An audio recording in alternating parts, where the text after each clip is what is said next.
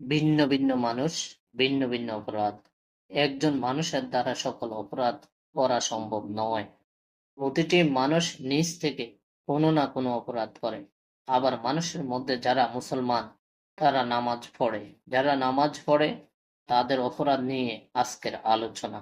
আল্লাহ সূরা আনকাবুতের ৪৫ নম্বর আয়াতে বলেছেন, নামাজ সকল অশ্লীল ও মন্দ কাজ থেকে বিরত রাখে।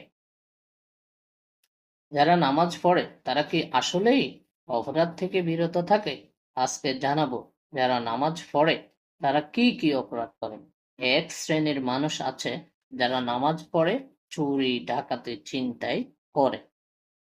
আবার কিছু কিছু নামাজি আছে নামাজও পড়ে, চাঁদাবাজি করে, দখলবাজি করে। আবার কিছু কিছু নামাজি আছে যারা নামাজ পড়ে দুর্নীতি করে। আরেক শ্রেণীর নামাজ